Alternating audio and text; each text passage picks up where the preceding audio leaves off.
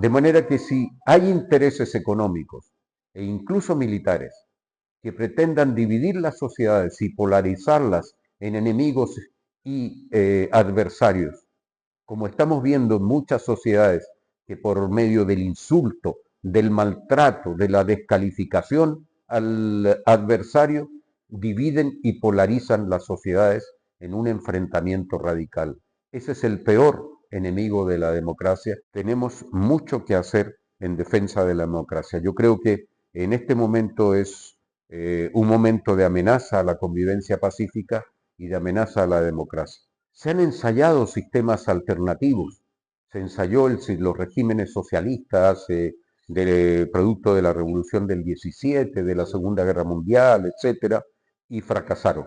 Categóricamente, la democracia tiene que ser más participativa, tiene que reclamar de los ciudadanos la decisión sobre sus presupuestos, sobre el medio ambiente, sobre la limpieza de sus ríos y sus lagos, sobre la calidad de la sanidad, sobre el tipo de educación que se va a dar a nuestros hijos, a las generaciones futuras.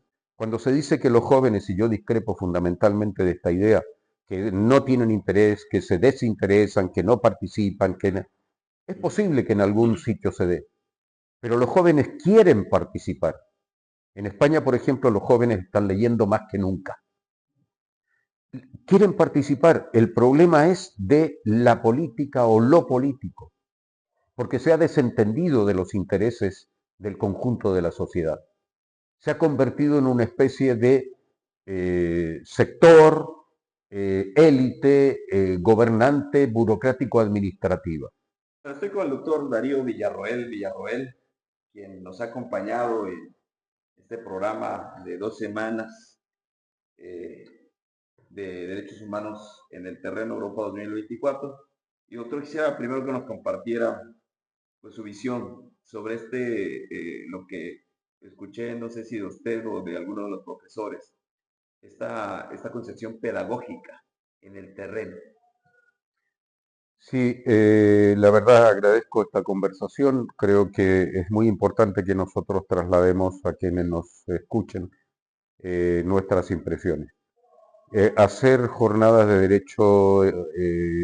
derechos humanos en el Instituto Berg en Europa es un escenario tristemente célebre en materia de derechos humanos y al mismo tiempo optimista, en el sentido de que tenemos normas y creemos que podemos construir un mayor respeto, una convivencia más respetuosa entre las personas. Como hemos tenido oportunidad de decir y de comentar, Europa ha sido desde mucho tiempo el continente de las ideas, de la creación, del arte, de la música, del teatro, la poesía, la literatura, y al mismo tiempo, paradójica y tristemente, el escenario de las peores violaciones de los derechos humanos, particularmente en las dos guerras mundiales últimas. Lamentablemente ahora nos encontramos con un escenario, si no igual, y espero que nunca más igual, pero con un escenario también de guerra en Europa producto de la agresión rusa a Ucrania. Eso es absolutamente inadmisible y entraña violaciones graves de los derechos humanos, no solo y de manera fundamental por los que pierden la vida ahí, que es terrible, jóvenes, hombres, mujeres, sino también por los desplazados, por el hambre, por los niños que ya no tienen sus escuelas, sus colegios, hospitales que desaparecen, es decir, la población civil en su conjunto, además de los soldados que pierden la vida, se ve agredida por una guerra.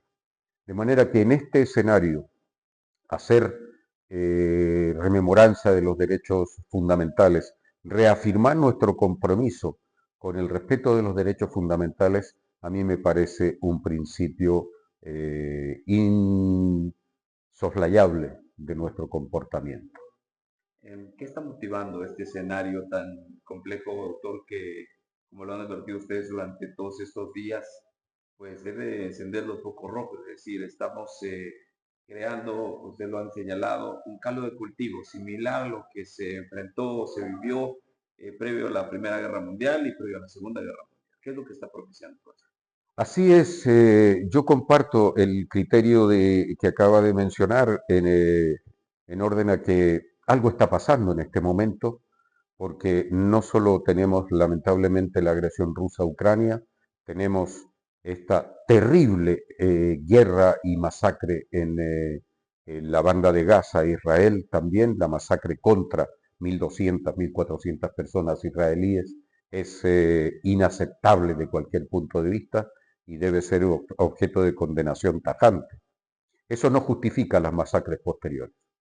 Masacres de mujeres, de hombres, de niños, de ancianos, de manera indiscriminada, no tiene ninguna justificación.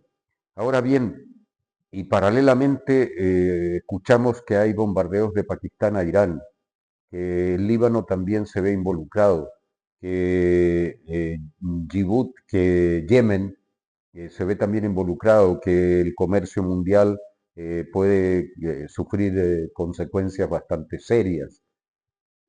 Estos factores, todos coligados, son de alguna manera factores que pueden propiciar, y espero que nunca más pueda suceder, pueden propiciar un desajuste global del orden que estamos o que hemos construido desde la Segunda Guerra Mundial.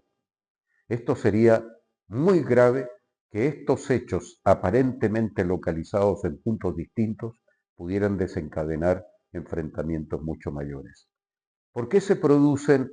Es muy difícil ver, cada uno tiene su razón, su aparente justificación. En mi opinión no hay justificación, pero puede tener cada uno sus distintas razones. Sin embargo, en el fondo o en el trasfondo de esta situación tenemos un reacomodo, un reordenamiento del sistema mundial.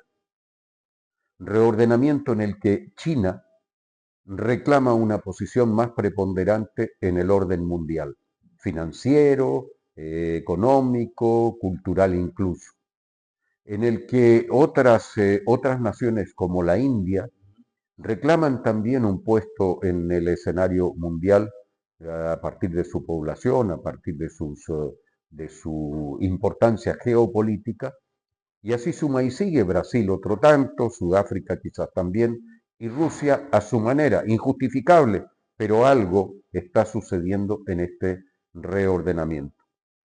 Creo que nosotros tenemos que revisar profundamente la institucionalidad posterior a la Segunda Guerra Mundial. Naciones Unidas en este momento, por decisión de algunos miembros permanentes del Consejo, está paralizada. Es responsabilidad de los 5 miembros permanentes la parálisis en la que se encuentra Naciones Unidas en este momento. No olvidemos que Naciones Unidas es el órgano multinacional que tiene la responsabilidad de la paz mundial y no está respondiendo como debe responder. Quiero pensar que estamos en manos de los líderes políticos, quienes gobiernan el mundo, quienes ostentan el poder. Ustedes se cuestionaban aquí quién realmente es el que ostenta el poder.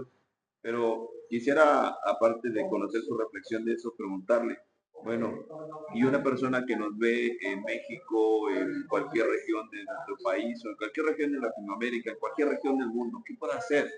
¿Realmente estamos atados de manos frente a esta situación o estos riesgos? En parte es casi desesperante la situación, ¿no? Porque usted mismo en su condición de profesional de la información, nosotros en el plano de la docencia, ¿qué podemos hacer? Nuestra acción es limitada. No podemos, quizás lo más que podemos hacer es salir todos con una pancarta a la calle, y no estaría mal también hacerlo, pero es poco lo que podemos hacer. Sin embargo, creo que hay una tarea que reclama, interpela nuestra participación de modo decisivo. Y esa tarea es la defensa de la democracia. Nosotros tenemos, todos los ciudadanos, todas las ciudadanas del mundo, del pueblo más modesto, de la escuela más retirada de los centros urbanos, en fin, cada uno en su tarea y en su rincón del planeta, tenemos mucho que hacer en defensa de la democracia. Yo creo que en este momento es un momento de amenaza a la convivencia pacífica y de amenaza a la democracia. Ahora bien, cuando decimos defender la democracia, con justa razón muchas personas pueden pensar, pero si yo ya he ido a votar, yo ya he elegido autoridades, ¿qué más puedo hacer? No, podemos hacer muchísimo más en el sentido de cambiar la calidad de la democracia. La democracia tiene que ser más participativa, tiene que reclamar de los ciudadanos la decisión sobre sus presupuestos, sobre el medio ambiente, sobre la limpieza de sus ríos y sus lagos, sobre la calidad de la sanidad, sobre el tipo de educación que se va a dar a nuestros hijos, a las generaciones futuras. Nosotros tenemos que opinar y tenemos que participar en la creación de todo esto. Doctor, quizá es un tema también que no hemos sabido culturizar a nuestras sociedades sobre qué es la democracia. Eh, ¿Por qué hablamos el mejor sistema que pueda haber? ¿Qué nos puede compartir? Mire, yo tengo la siguiente duda íntima personal. Se han ensayado sistemas alternativos. Se ensayó los regímenes socialistas, producto de la Revolución del 17, de la Segunda Guerra Mundial, etcétera, y fracasaron categóricamente. Por otro lado, las revoluciones en general, que pudieron ser la coronación de una aspiración masiva, popular, por arreglar las cosas, sin embargo, nunca o casi nunca derivaron en un sistema democrático de mejor calidad y por lo tanto se convirtieron en otra forma de autoritarismo. Y eso nos lleva a pensar hoy que, por lo menos yo, no tengo una alternativa de sistema que proponer. Y mi alternativa es personal y espero que colectiva, mejorar las condiciones de la democracia y hacer de la democracia una participación ciudadana. Yo creo que ahí está la clave. Una democracia referendaria, que se nos consulte, que nos deje participar, que ilusione, que genere pasión por la convivencia en paz.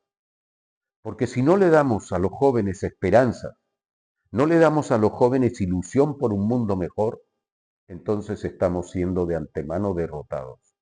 Se dice muchas veces que todas estas ideas pueden constituir una utopía, y quién sabe si lo es, pero yo sueño con una utopía, y si no la logro concretar, de todas maneras, sigo el camino de la utopía porque es el que hay que seguir. En otras palabras, no es tan importante conseguir la utopía, sino hacer su camino. En México, pues la mayoría de la población es joven, doctor, y muchos de los jóvenes que hoy están en las redes sociales, que están buscando información, ya nacieron en una etapa de plenas libertades, que es lo que nos concede la democracia, y a lo mejor no tuvieron esa experiencia o no lo han leído, no se han instruido sobre lo que es la otra cara de la democracia, que un poco usted lo vivió en su experiencia personal y muchas personas en México cuando incluso los procesos democráticos electorales eran simulados. ¿Qué nos puede precisar al respecto y cómo marcar estas diferencias para saber en qué terreno estamos parados realmente y que podríamos perder si no Sin nos duda, ocupamos de eso? sin duda. Tiene usted toda la razón del mundo. Además tenemos que preparar el relevo de generaciones democráticas, porque nosotros, yo en particular, pues nos acercamos a un tramo final de nuestra vida. Tenemos que asegurarnos un relevo democrático. Ahora bien, cuando se dice que los jóvenes, y yo discrepo fundamentalmente de esta idea, que no tienen interés, que se desinteresan, que no participan, es posible que en algún sitio se dé, pero los jóvenes quieren participar. En España, por ejemplo, los jóvenes están leyendo más que nunca. Quieren participar. El problema es de la política o lo político, porque se ha desentendido de los intereses del conjunto de la sociedad. Se ha convertido en una especie de sector, élite, gobernante, burocrático-administrativa, que no está recogiendo la sensibilidad del conjunto de la sociedad. Esos jóvenes, en la medida en que le demos ilusión, objetivos, en proyectos realizables de vida para ellos, se pueden acercar a la idea de perfeccionar la democracia. Pero si por el contrario, la democracia, por ejemplo, prácticamente en todo el planeta, se convierte en sinónimo de corrupción, ¿cómo podemos movilizar a los jóvenes sobre la idea de una democracia corrupta? Que sea corrupta porque se perpetúan en el poder como Putin en Rusia, que ya parece que se quiere quedar hasta los años 36 o por ahí, que es una monarquía totalitaria en el fondo, otros que, según llegan al poder, modifican la constitución para adaptarla a sus intereses, etcétera. Tenemos que buscar mecanismos para impedir esto y sobre todo para hacer que la democracia pues, sea transparente. Pero en la medida en que los ciudadanos participemos en la planificación urbana de nuestras ciudades, para tener hospitales cerca, tener educación, tener vías para ir a nuestro trabajo y volver, para que la mujer esté protegida, para que haya cuerpos de seguridad que nos protejan y que nosotros, ciudadanos, Pedro, Juan, Diego, podamos participar en esa planificación, la democracia va a adquirir ribetes distintos y la población se va a involucrar en ello. Tengo dos preguntas, doctor, para finalizar. La primera, hoy sin duda esta tarea, esta causa de defender la democracia es de todos, pero principalmente creo una parte fundamental puede ser de estos estudiantes que se están formando en el ámbito jurídico, como abogados. Eh, ¿Qué vislumbra usted ahí sobre esta parte donde dentro de la formación de los nuevos abogados hoy se marca esta parte de derecho electoral, pero no democracia? Y me parece que son conceptos distintos que nos puede aportar. Sin duda, sin duda. Si nosotros nos quedamos solo con la percepción formal del derecho, no estamos respondiendo a lo que requiere de nosotros la sociedad. Yo soy abogado de profesión y profesor de Derecho Internacional en universidades de Madrid. Si nosotros no entendemos ni hacemos entender a nuestros estudiantes que el derecho es consecuencia de lo político, es decir, que la convivencia, entendida como lo político, es la que prima a la hora de generar las normas y que explica y justifica la existencia de una norma, entonces no les estamos haciendo comprender cuál es la realidad material del ordenamiento jurídico. Le estamos o le estaríamos contando exclusivamente la formalidad de cómo se adopta o cómo se deja de adoptar una ley, ¿verdad? De modo que la solución no es formar a personas que se queden solo en la primera parte de él. Y esto puede adquirir todavía más importancia con lo segundo que quiero señalar, que es que normalmente el profesional, las profesionales del derecho, accedemos a niveles de la administración en las que nos convertimos de alguna manera en funcionarios de la administración del Estado, ya sea porque participamos en la justicia, porque participamos en la administración de otros ministerios o de municipios, en todos los niveles. Bien, pues nosotros tenemos absolutamente un papel clave en el funcionamiento del Estado. El funcionamiento del Estado tiene que ser cada vez más transparente, más sencillo, más próximo a los intereses de los ciudadanos. Pongo un ejemplo que de alguna manera nos preocupa también en el ordenamiento español. Si usted redacta una sentencia que el justiciable o la persona que quiso o apeló al tribunal para que le administrara justicia no la puede entender, no la puede leer con facilidad, quiere decir que la justicia, lo pongo solo como ejemplo, está llegando mal. Si la justicia llega tarde, es que no es justicia.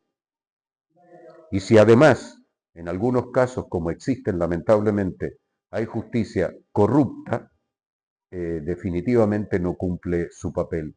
Y se puede agregar un tercer añadido. El juez, la jueza, tiene que ser una persona que administre justicia desde una perspectiva neutral. ¿Qué quiere decir esto? Quiere decir que cada persona tiene las convicciones políticas, religiosas, culturales, históricas, lingüísticas que quiera. Pero lo que no puede hacer es administrar justicia conforme a sus propias convicciones. Tiene que administrar justicia conforme a la ley, porque la ley es la que representa el sentir del conjunto de la sociedad. Si yo practicara una religión determinada y viene un justiciable de una religión distinta y aplicara yo mis convicciones de mi propia religión, evidentemente estaría ejerciendo una corrupción inaceptable para la administración de justicia. Es muy importante que los estudiantes del sector de las ciencias sociales en general y del derecho en particular puedan tener una visión muy amplia y responsable de su papel. Bien, y esto nos lleva a la última pregunta, doctor, que es esta preocupación que exponía el doctor del Rivero, la necesidad de que los estudiantes abran su visión, que puedan tener este contacto con instituciones del extranjero, que puedan venir a Europa, que puedan participar de este programa que organiza BERC y otras instituciones. ¿Por qué se vuelve tan necesario? Comparte usted, supongo, esta visión del doctor Rivero. Completamente la comparto y tengo el privilegio de compartirla de hace muchos años, porque lo conozco su convicción, su compromiso y evidentemente que eso le honra y me honra a mí con su amistad. La idea de acercarse al otro es fundamental. La idea de deshacer la idea, el concepto de que tengo enfrente a un enemigo, es fundamental. Pongamos un ejemplo. El director de orquesta Daniel Barenboim, de reconocimiento mundial, reconocido mundialmente, tiene una orquesta que la componen israelíes y palestinos. Y ellos reclaman la paz porque han aprendido a convivir y saber que cuando se convive, se conoce a la persona, se puede llegar a un acuerdo, a un entendimiento y a un respeto recíproco. De manera que si hay intereses económicos e incluso militares que pretendan dividir las sociedades y polarizarlas en enemigos y adversarios, como estamos viendo en muchas sociedades que por medio del insulto, del maltrato, de la descalificación al adversario, dividen y polarizan las sociedades en un enfrentamiento radical. Ese es el peor enemigo de la democracia y puede simplemente favorecer a algunos intereses, pero el conjunto de la sociedad no necesita esa polarización, necesita el acercamiento. Por ende, cuando en estos cursos nos juntamos de muchas nacionalidades distintas, a la luz de experiencias comunes, históricas, personales, presentes, contemporáneas, nos estamos acercando y entendiendo más el fenómeno de la seguridad o de la violencia en Colombia, el fenómeno de las dictaduras en América Latina en el pasado, como la chilena en particular, que fue una de las más sangrientas, o el fenómeno de la violencia tremendamente injustificada y triste en el caso de México, que para el mundo hispanohablante de cultura hispano-latinoamericana, México ha sido la frontera que ha sostenido la cultura y la historia de nuestro pueblo. Muchas gracias, doctor. Ha sido un placer. El doctor Darío Villarroel.